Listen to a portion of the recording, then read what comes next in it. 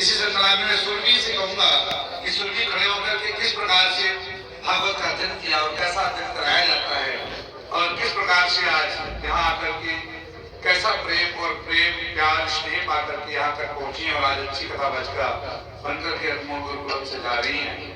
तो जरा देशवासियों को, आने वाली पीढ़ी को, समस्त लोगों को जरा संदेश प्रदान करें। स्वर्गीय किशोरी श्री राधे बोले बांकी बिहारी लाल की जय, शिवदेव भगवान की जय। लंबोदरम परम सुंदर मेघदंतम रत्नांबरम त्रिनयनम परमं पवित्रम उद्यत दिवाकर करोज बलिकाय कांतम विघ्नेश्वरं सकल विघ्नहरं नमामि। ध्यानमूलं गुरुमूर्ति पूजामूलं गुरुपदं मन्त्रमूलं गुरुवाक्यं मोक्षमूलं गुरुकृपा। परम मंगलमय परम सत्य परात्पर अखिलेश्वर अकारण करुणावरणालय भक्ति वांछा कल्पतरु नंद नंदन श्री बांके बिहारी लाल की प्रतिमूर्ति श्रीमद् भागवत महापुराण को शत नमन वंदन करते हुए आराध्य किशोरी श्री लाडली जी के श्री चरणों में कोटि कोटि वंदन, कोटि कोटि नमन। परम पूज्य श्री सतगुरुदेव भगवान के श्री चरणों में मेरा बारंबार प्रणाम नमन। और यहाँ पर विराजमान सभी सम्मान्य श्रोतागण, माता पिता के जैसे सभी श्रोतागण और सभी मेरी छोटी बड़ी बहनें, छोटे बड़े सभी भाई बंधुओं को मेरा प्रेम भरा जय जय श्री राधे, जय जय श्री श्याम। बंधुओं, जैसा कि अभी गुरु जी ने बताया कि इस अनमोल गुरुकुलम में जो है सिक्के बनाए जाते हैं नोट में, तो सभी यहाँ पर महाराज छोटा सिक्का बन करके आते हैं और गुरु जी उनको चमकाकर महाराज ऐसा सिक्का बनाते हैं कि जहां पढ़ते हैं वहीं आवाज करते हैं, जैसा गुरु जी ने बताया।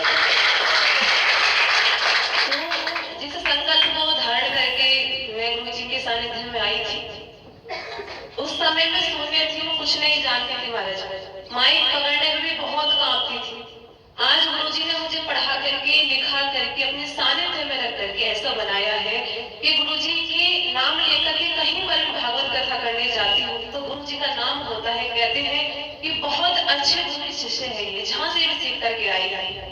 और जिस प्रकार से गुरु जी की बड़ाई करते हैं, हमारे शास्त्रों और पुराणों में भी बड़ा वर्णन किया गया है गुरु महिमा के बारे में, क्योंकि गुरु जी वह तत्व है जो अप्राप्त को भी प्राप्त करा देते हैं। क्योंकि भगवान तो सभी के हृदय में विराजमान है, परंतु उस विराजमान भगवान का ज्ञान करा देना,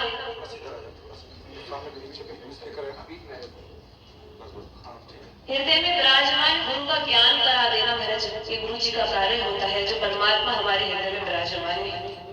भगवान ने भी गीता जी में कहा गया है कि ईश्वर सबके हृदय में विराजमान होते हैं, परंतु उस ईश्वर का ज्ञान जो कराते हैं वे गुरु जी होते हैं। उसी प्रकार से श्रीमद् भागवत महापुराण साक्षात भगवान का वांग्मय स्वरूप है, जिसका ज्ञान गुरु के माध्यम से ही होता है।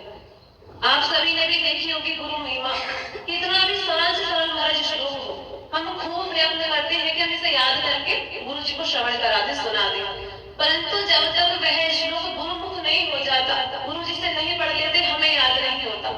चाहे महाराज कोई सरल से सरल चौपाई हो, कोई श्लोक, इतनी महिमा होती है गुरु जी की। यहाँ तक कि तुलसीदास जी महाराज इतने महान संत हुए हैं और चित्रकूट में जाकर के उन्होंने भगवान का दर्शन करने के माध्यम से बैठे हैं और चंदन घिस रहे हैं महाराज कि भगवान श्री राम का मुझे दर्शन प्राप्त होगा।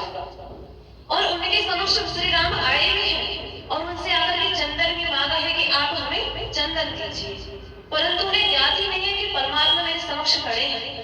तभी हनुमान जी गुरु बनकर के उनके समक्ष गए हैं और जाकर के उनसे कहा है कि तुलसी क्यों रोते हो, साक्षात परमात्मा तुम्हारे सामने खड़े हैं, तुम उनके दर्शन करो।